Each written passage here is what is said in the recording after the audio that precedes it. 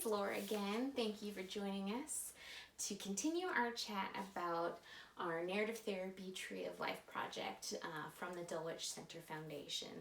So we've already done quite a bit of work looking at where we come from, our roots, who we are inside, the ground, the everyday that we kind of cope and deal with, our hopes and dreams.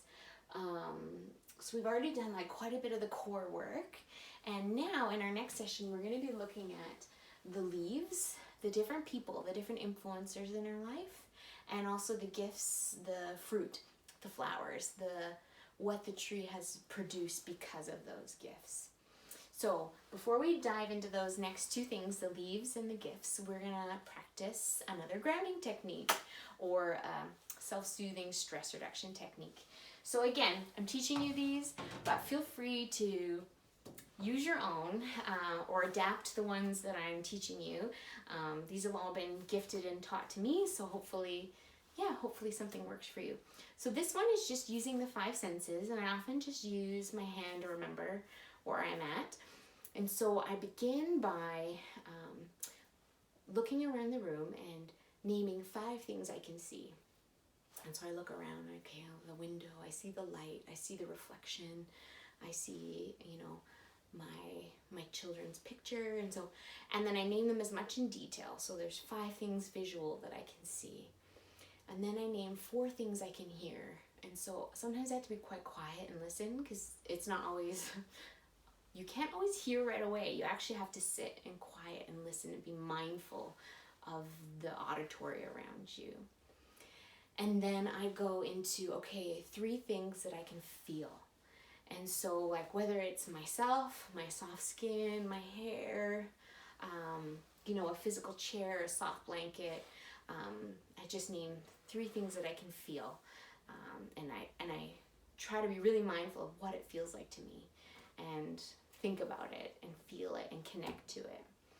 And then I go to 2 things I can smell.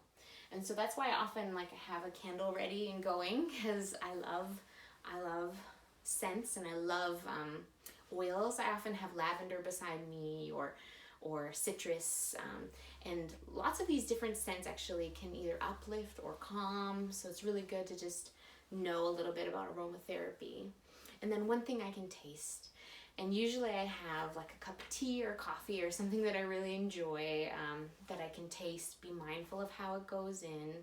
Some people even have a raisin or something ready, and they practice being really mindful of how it feels in their mouth, how it tastes, and just really enjoying the experience of it and being really present while they eat something.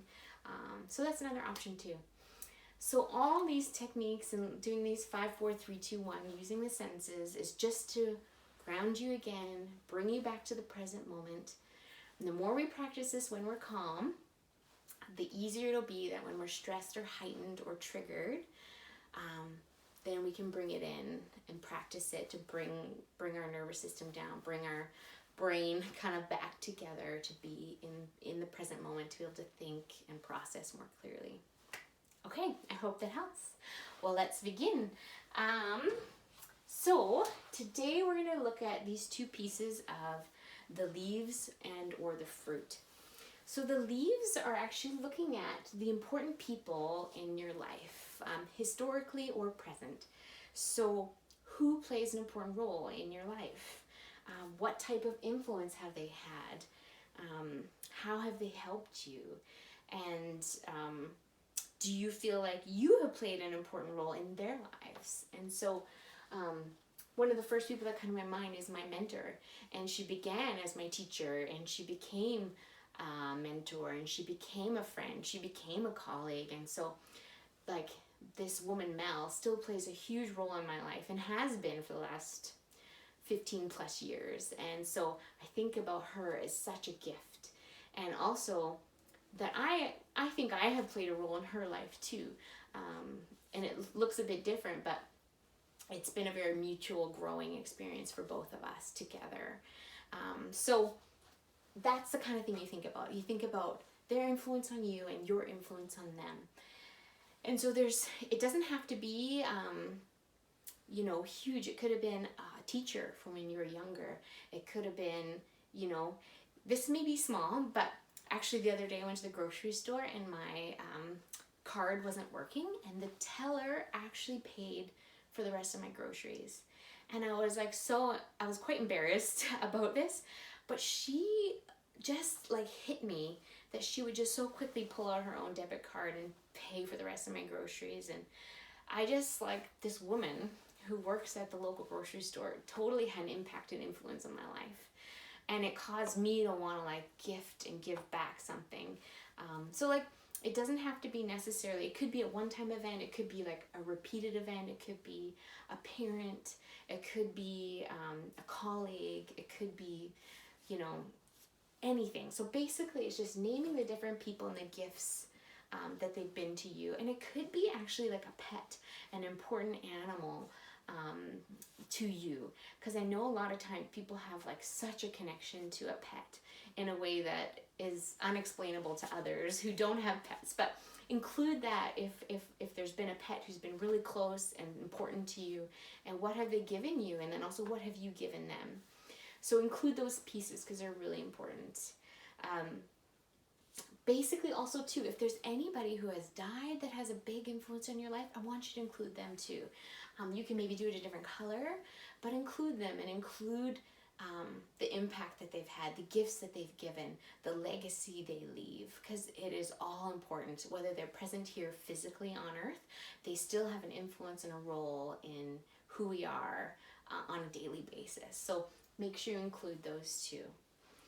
So once you kind of like look at the important people, I want you to think about the gifts specifically that have been given.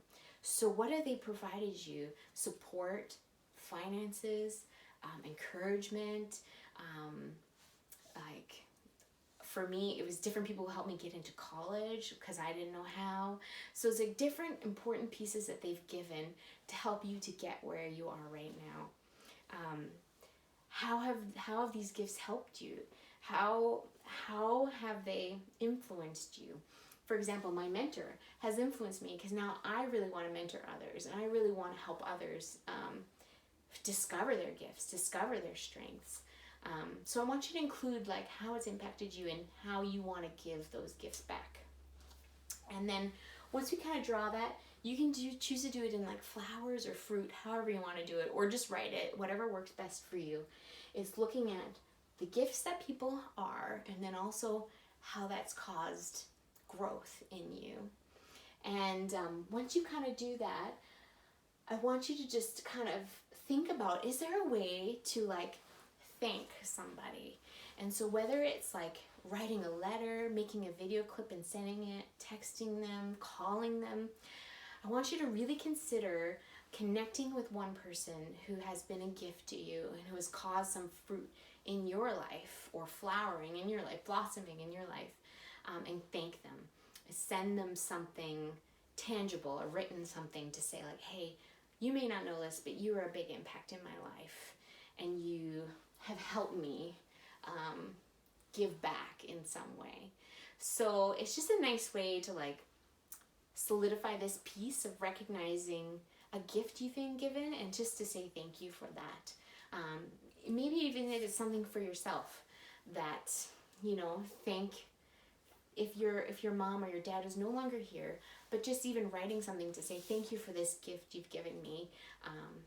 You know, I want to honor you by continuing giving this gift. So there's different ways to do it, but I really encourage you to choose one person to write and say thank you to them, and write about, you know, the influence they've had and how it's made changes in your world or in your life.